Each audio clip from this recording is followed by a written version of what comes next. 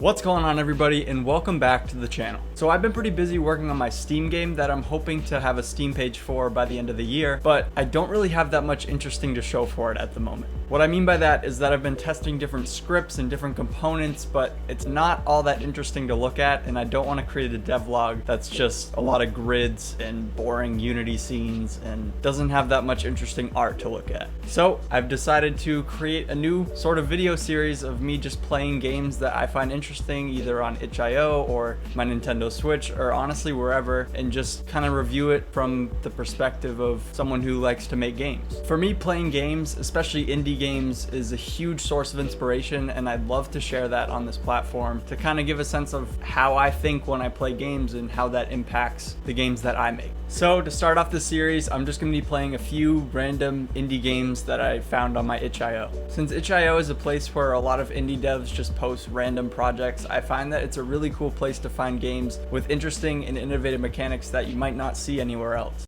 So we're just going to jump right into it. I have my first game pulled up. I'm excited. I found it on my itch.io homepage. It's called Sizao. 20 days in the desert. I finally see water. That's always a good feeling, right? Alright, some platforming. Nice. Good tutorial level. Got the movement down. Wait, my reflection in the water doesn't follow me. Ah, okay. I like this mechanic. Controlling two things at once. And there's like different obstacles in each of the iterations. I've seen something similar in Inside on some of the levels in that game, and I loved it there too. I like how the developer does it here, where it's playing into the whole reflection idea too. Boop. You gotta be kidding me. Oh, there we go. Jump. Jump. Nice. It's all about finding a balance, you know? Which I can't seem to find. Maybe I'm just stupid. Oh, there we go. There we go. Hey. Alright.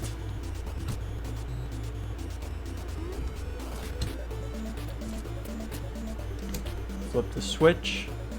Okay. Let's go back here. And die. Now, how am I gonna get him over to that flag is the question of the hour. Like that maybe? And then I can just walk him there. Nice. I like how the difficulty is kind of building up naturally. That's always something I'm terrible at, so I applaud it when anyone can do it well. How am I supposed to make that jump, huh? Maybe if I go this way. Oh, give him a little boost. Maybe do that and not die.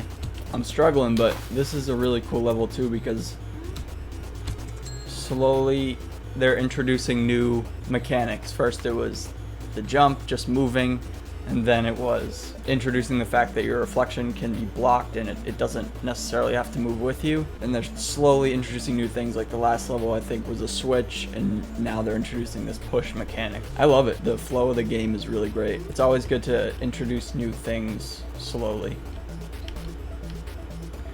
Yeah, I just completely that up. I don't know how many times I've failed this level at this point. It's gotta be in the 30s. This game, it's challenging for sure, but it's cool. I really like it.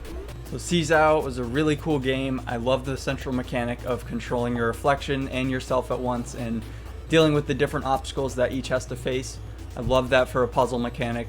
I love how the game slowly ramped up in difficulty and introduced new side mechanics along the way, such as the switch to control that door and the boxes as well. Just really good flow and progression of difficulty. Now this next game, we got Robo Rotc, in a world where attention is the most sought after resource. True. You've been built to be absolutely dependent on it. Your purpose as a Robo Rotc is to snoop out people of interest and share their latest mishaps with the world. Should you fail to stir up enough likes and other chatter, your power cells would deplete and result in a shutdown. This is just like Instagram. Wow, I love these visuals, these like 8-bit type visuals. Already, I really like the movement here. If you click W or S, you just go up and down and bounce off the walls. It kind of feels robotic. So I gotta find these people and take pictures of them. But I can't appear on the pictures myself. This is really cool. I love this. It's kind of hard because you can't, if you want to stand still, you gotta just keep tapping 2 buttons. Oh, there he is. Got him. So I think there are 5 of each, it looks like. I can't find this kneeling guy. He looks like, or the sitting guy, he looks like kind of like everyone else. Oh, there he is. Oh. No, oh, there's not 5 of them. I gotta take pictures of them 5 times. Because we gotta get multiple in case one is just a fluke. Might be Photoshop. Ooh. Ooh. And then we get a new target. Cool.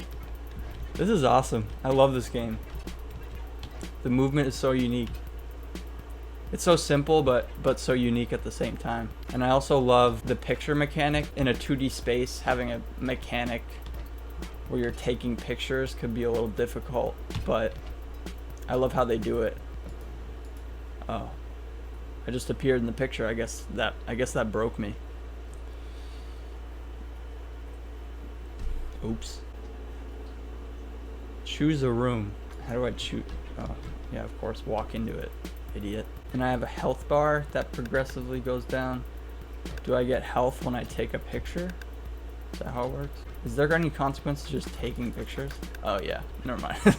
Maybe these are things I should have noticed my first go around. But there's a lot of little things to this game, I feel like, even though it's very simple. Really cool game though. I'm just kind of bad, to be honest.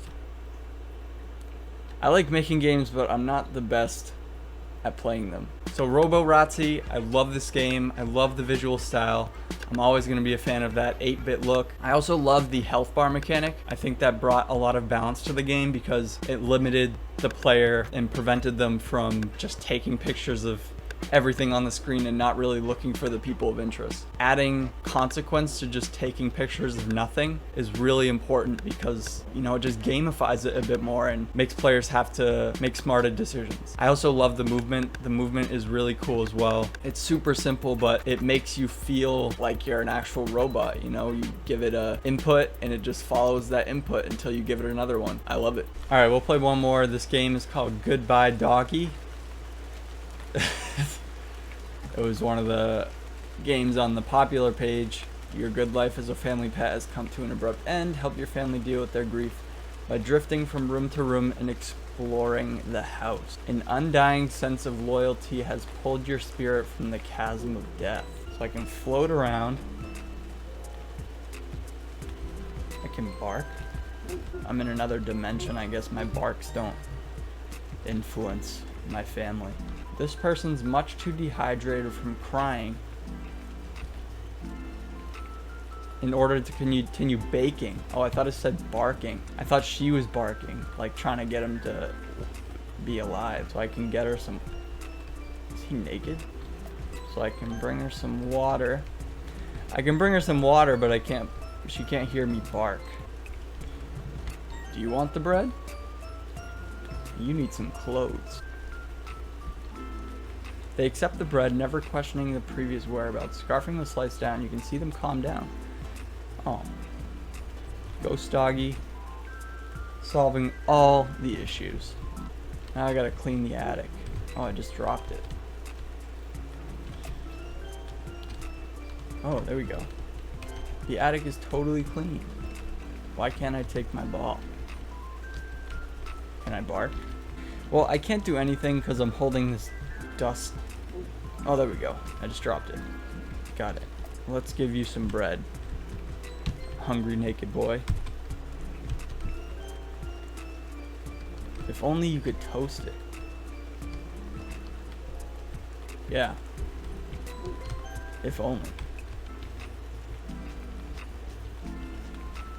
Your crossword answer strikes them like an epiphany. Each letter are stark reminders of death's finality and life's fleeting moments.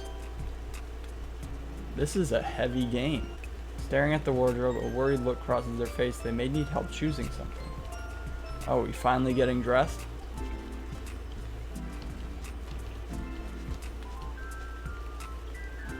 Wow. Amazing. Yes, no one's questioning the ghostly dog just doing everything for the family. But I'm with it. I'm with it. So that was Goodbye Doggy. Cool little puzzle game with an interesting premise and some heavy lines here and there, but you know, it's a sweet story. I don't know, I like being able to float around and just console my family members and, you know, remind them that I, as the dog, is still there to help them in different ways, you know. As a dog owner, I appreciate it. So that was the first edition or episode of me playing video games. I had a lot of fun and I hope to do more of these, you know, when I don't have devlogs or other interesting development videos to put out. You know, maybe sometimes I'll even play some games with my friends and see how that goes. But I don't know, just experimenting, playing around and showing you some places that I draw my inspiration from.